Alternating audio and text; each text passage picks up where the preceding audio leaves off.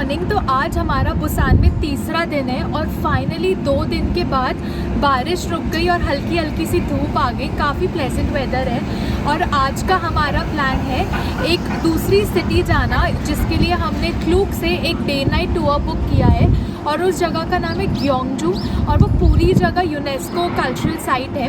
तो उसका एक्सपीरियंस कैसा रहता है वो तो आगे आके आपको बताएंगे। पर कल ना हमने बुसान को लोकली एक्सप्लोर किया।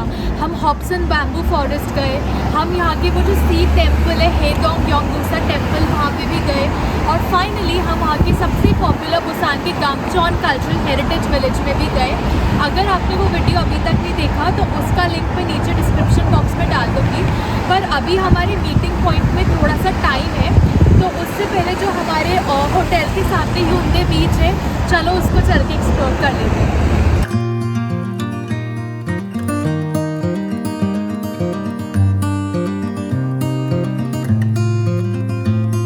तो ऐसे इन जनरल मुझे धूप बिल्कुल भी पसंद नहीं है, पर 2 दिन बारिश के बाद जब आज हल्की हल्की धूप आ रही है तो बहुत अच्छा लग रहा है ऐसे।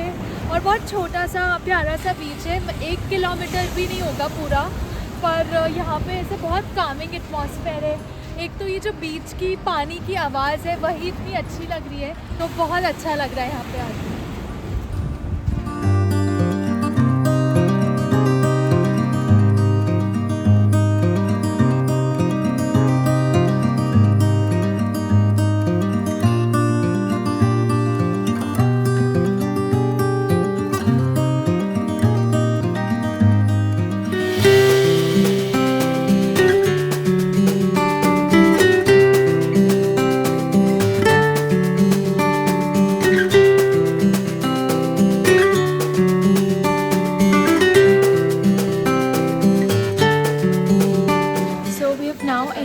ग्योंगजू सिटी और यहाँ पे हम अपने पहले स्टॉप पर आ गए हैं विच इज़ दी बुलगुक्सा टेम्पल। पर इस टेम्पल के बारे में बताने से पहले मैं आपको थोड़ा सा ग्योंगजू के बारे में बता देती हूँ। जो ये ग्योंगजू है वो सिला डायनेस्टी के समय कैपिटल हुआ करती थी और 1000 ईयर्स तक यही कैपिटल रही। जैसे अभी तो साउथ कोरिया की कैपिटल सोल है, बट इनिशियली पहले जो सिला डायनेस्टी थी उसकी कैपिटल ग्योंगजू हुआ करती थी। और ये जो बुलगुक्सा टेम्पल है वो यहाँ के जो प्राइम मिनिस्टर हुआ करते थे सिला डायनेस्टी के, उन्होंने इसका कंस्ट्रक्शन शुरू करवाया था। पर उनकी डेथ के बाद इसका कंप्लीट हुआ कंस्ट्रक्शन और ये जो टेम्पल है it is more than 1000 years old.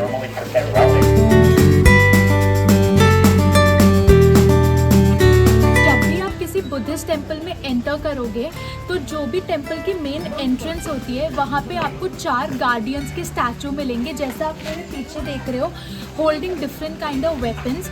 और this is basically to stop and to protect the temple from all the bad and negative energy and also to stop the bad people from entering the temple premises. और ऐसे ही same जो statue है वो हमने बोनगुएंजा temple जो Gangnam में था वहाँ पे भी हमने ये गार्डियंस की स्टैचू देखे थे, पर तब हमें इसका सिग्निफिकेंस नहीं पता था।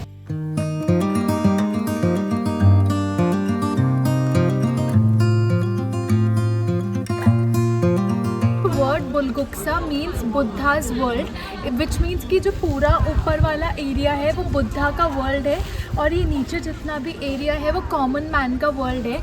और इन केस अगर आप पीछे देख पा रहे हो तो उन्होंने यहाँ पे स्टेयर्स भी बना रखी हैं, इसको यहाँ पे ये लोग ब्रिज कहते हैं, जिसका सिग्निफिकेंस है कि बुद्धा के वर्ल्ड को ये ब्रिज कॉमन मैन के वर्ल्ड से कनेक्ट कर रहा है। तो एक और बहुत इंटरेस्टिंग सी चीज़ हमें हमारे गाइड ने बताई, अगर आप नोट करोगे तो नीचे जितने भी पत्थर लगे हुए हैं वो सारे बहुत बड़े हैं, बहुत मोटे हैं और ऊपर वाले जितने भी स्टोन्स हैं वो बहुत छोटे हैं। तो इसको जान के ऐसे बनाया है जिससे कि ये पूरी जगह ये टेम्पल अर्थक्वेक रेजिस्टेंट बन जाए। इनफैक्ट यहाँ पे पास्ट में काफ़ी बार अर्थक्वेक्स भी आए हैं और आसपास की जगह काफ़ी डैमेज हुई, but this place remain intact because ये इन्होंने इस तरीके से कंस्ट्रक्ट किया है।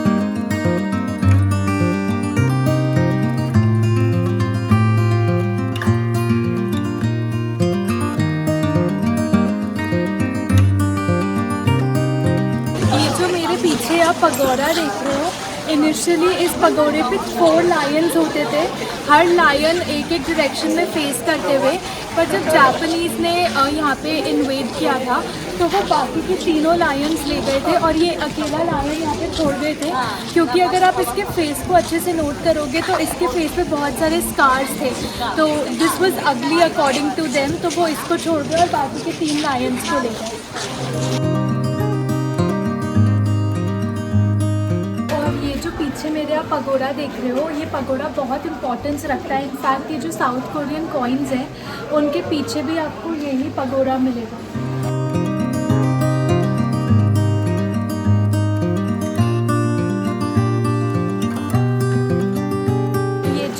सारे लैंटर्न्स हैं, इन पे मैसेजेस लिखे हुए हैं, तो सिर्फ वाइट वन को छोड़ के बाकी सारी लैंटर्न्स पे जो मैसेजेस लिखे हुए हैं, that is for good health, prosperity, money, fame and all of that. पर जो वाइट लैंटर्न्स पे जितने भी मैसेजेस लिखे हुए होते हैं, this is for the ones who have passed away.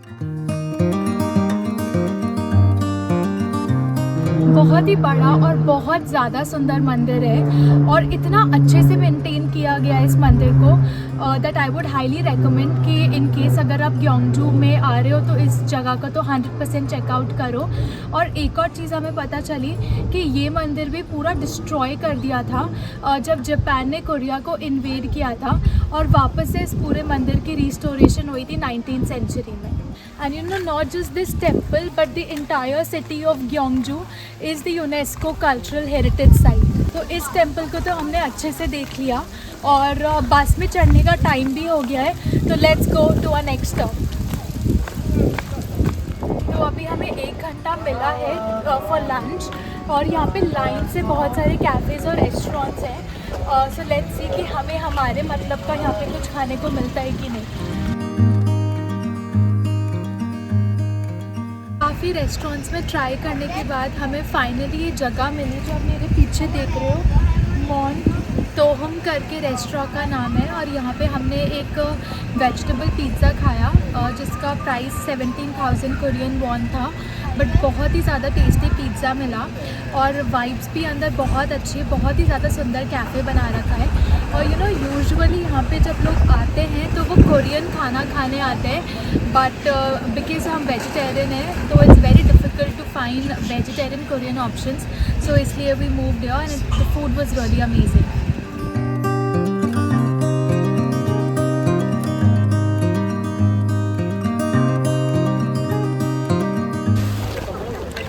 Second stop for the day is the ग्योचॉक कल्चरल विलेज। जैसे हमने सोल में बागचौन हानोक विलेज देखा था, वैसे ये जो विलेज है ये पूरा जोसिन डायनेस्टी के टाइम पे सेटअप किया गया था, और यहाँ पे भी बहुत सारे ट्रेडिशनल कोरियन घर हैं, तो वहाँ चलते हैं। अभी हम लोग चॉय फैमिली के घर पे जाएंगे, जो जोसिन डायनेस्टी के समय one of the 3 richest families में से एक थी, और जो हमने सुबह बुलगेसा टेम्पल देखा था वो सिला डायनेस्टी के समय का था, और ये जो ग्योकचॉन कल्चरल विलेज हम देख रहे हैं ये जोसिन डायनेस्टी के समय का है।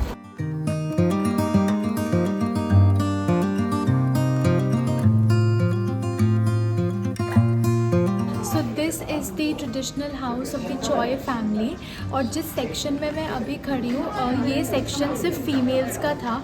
जैसे हमारे भी जनाना और मर्दाना होते हैं, वैसे यहाँ पे भी ये जो सेक्शन है वो कम्प्लीटली डेडिकेटेड टू फीमेल्स, इसको अनचे कहते हैं। और बिल्कुल मेरे पीछे आप यहाँ पे ऐसे बड़े बड़े ये कंटेनर्स देख सकते हो, तो यहाँ पे they used to store all the fermented food. एक यहाँ पे ना एक फर्मेंटेड पिकल बहुत खाया जाता है जिसको किमची कहते हैं, वो अलग अलग वेजिटेबल्स मीट से बनता है, उसको वो लोग बना के यहाँ पे स्टोर करते थे, सोया सॉस वगैरह, so everything which could be fermented उसको वो लोग यहाँ पे स्टोर करके रखा करते थे। एंड ऐसा माना जाता है कि जो भी जोसन डायनेस्टी में जो एरिस्टोक्रेट्स थे उनकी जो फीमेल फैमिली मेम्बर्स थी, they could leave their house only 3 times in the entire life. पहला जब वो अपने बेटे को, अगर if they give birth to son, तो वो एक दिन के लिए अपनी फैमिली को विज़िट करने जा सकती थी। दूसरा, जब उनकी डॉटर की शादी होती है तो वो बिल्कुल यहाँ पे गेट के बाहर आके एंड देन वो अपनी बेटी को विदा कर सकती हैं। और तीसरा, जब उनकी डेथ हो जाती है तो तब उनको लेके जाते हैं। तो उसके अलावा the females were not suppose to leave this particular area. और ये वाला जो पूरा एरिया था, this was the men's living area. इसको सारंचे कहते हैं।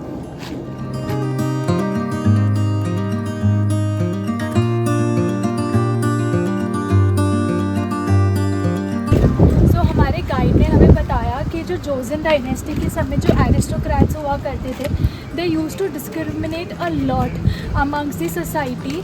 मतलब the powerful and the poor, उनके बीच में बहुत डिस्क्रिमिनेशन किया करते थे। And one of the major reasons कि चॉय फैमिली को आज भी यहाँ पे याद किया जाता है is because they used to make sure कि रात को सोने से पहले they used to keep lots and lots of rice अपने घर के बाहर, सो दैट इस विलेज के एटलीस्ट 40 किलोमीटर रेडियस में कोई भूखा नहीं सोए रात में। और दूसरा कि उन्होंने अपनी जितनी भी वेल्थ थी, जितना भी पैसा उनके पास था, वो सब कुछ उन्होंने यहाँ की जो फर्स्ट यूनिवर्सिटी बनी थी, योंगनेम यूनिवर्सिटी, उसमें अपना पूरा पैसा डोनेट कर दिया था।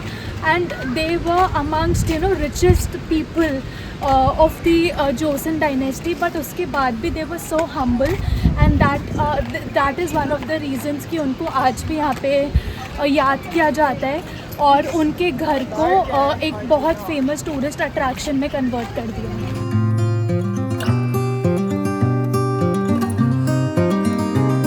तो चॉय फैमिली का घर देखने के बाद अभी हम लोग आए एक बहुत ही फेमस ब्रिज है। वैसे ये ब्रिज 2018 में ही बना था, रिस्टोरेशन इसकी वापस से 2018 में हुई थी और इसका नाम है वॉल चियोंगविक। I don't know if I am pronouncing the name correctly और नो, मैं इसका नाम नीचे लिख दूँगी। और यहाँ पे ना हम लोग रात में भी आएंगे, बहुत अच्छी लाइटिंग होती है, पर अभी दिन से भी देखते हैं कि कैसा लगता है।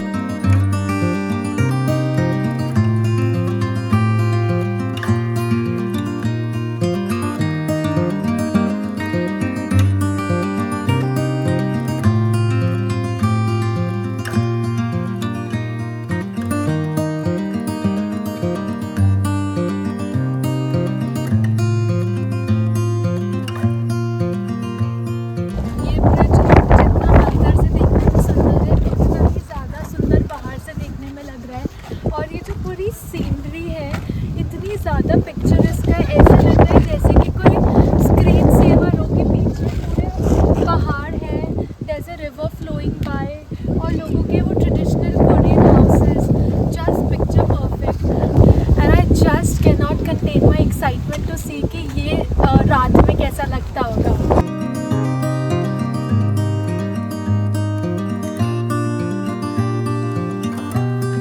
Done with this cultural village और बहुत ही ज़्यादा सुंदर विलेज बना रखा है। एंड इनफैक्ट ये जो ट्रेडिशनल हानोक दिख रहे हैं आपको, इनके अंदर बहुत सुंदर सुंदर कैफ़ेज़ और रेस्टोरेंट्स भी हैं, तो आप वो भी ट्राई कर सकते हैं। और यहाँ पे बहुत सारी सोवेनियर शॉप्स भी है और यहाँ पे ना बहुत सारी हानबुक रेंटल शॉप्स भी है। तो अभी तक अगर आपने हानबुक नहीं पहनी है तो आप यहाँ पे वो हानबुक रेंट करके और पूरे विलेज में अच्छे से घूम सकते हो। आई एम श्योर बहुत अच्छा एक्सपीरियंस होगा।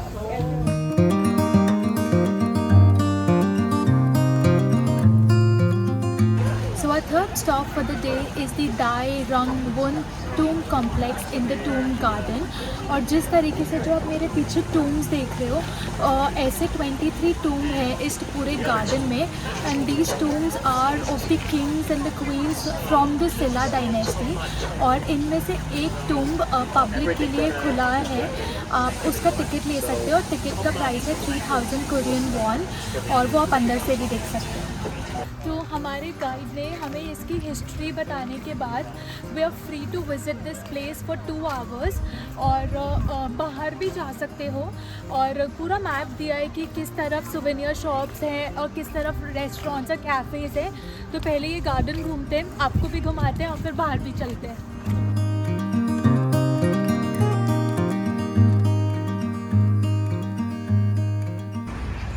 सो 1970 से पहले ना लोगों को पता नहीं था कि ये एक्चुअली टूम्ब है और लोग इनको मेडो समझ के इनके ऊपर तक चढ़ जाते थे।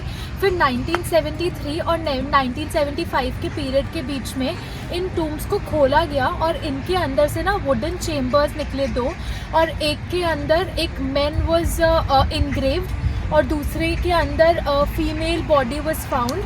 और जो मेन वाला टूम था उसके अंदर ना एक रॉयल क्राउन, गोल्डन क्राउन भी मिला, और फीमेल जो टूम है उसके अंदर बहुत सारी royal jewellery milli.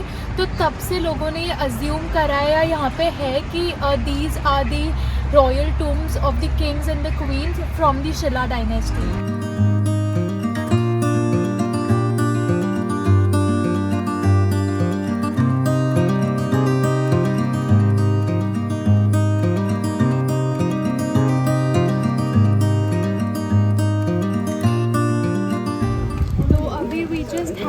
Japanese dessert or maybe a Japanese ice cream whatever, जिसको मोची कहते हैं। तो बेसिकली वो राइस से बनता है, लाइक वो उसकी जो आउटर कवरिंग होती है that is made out of rice sheet और राइस फ्लावर, और अंदर उसके फिलिंग होती है। तो जो हमने ट्राई की that was the tiramisu one. Filling तो टेस्टी थी जस्ट लाइक तिरामिसू, पर वो बाहर वैसे काफ़ी रबड़ी था और मेरे को तो बिल्कुल आटे जैसा लगा, तो ओके था। बट इन केस अगर आपको कुछ नया एक्सपीरियंस करना है तो आप डेफिनेटली यहाँ पे ट्राई कर सकते हो। बहुत ही ज़्यादा अच्छी स्ट्रीट है and this place has everything. आपको कैरिकेचर्स बनवाने हैं, फ़ोटो स्टूडियोज़ है यहाँ पे, और खाने पीने की दुकानें तो है ही, और बहुत टेस्टी डेजर्ट्स और पेस्ट्रीज़ है। Nice, you should definitely check this place out.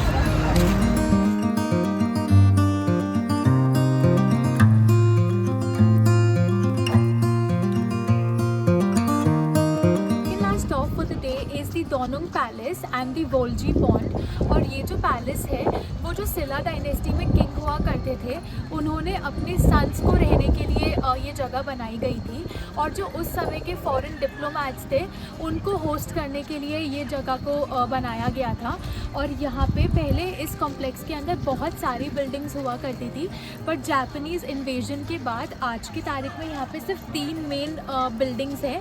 और यहाँ पे एक बहुत सुंदर सा पॉन्ड भी है, उसको वोल्जी पॉन्ड कहते हैं, और वो उन तीनों मेन कॉम्प्लेक्सेस से बहुत क्लियरली दिखता है। इनफैक्ट पूरे गार्डन से बहुत अच्छे से वो पॉन्ड दिख रहा है। और ये जगह स्पेशली रात में आने के लिए है क्योंकि यहाँ पे बहुत अच्छी सी लाइटिंग हो जाती है, तो ये और भी ज़्यादा सुंदर हो जाती है रात में।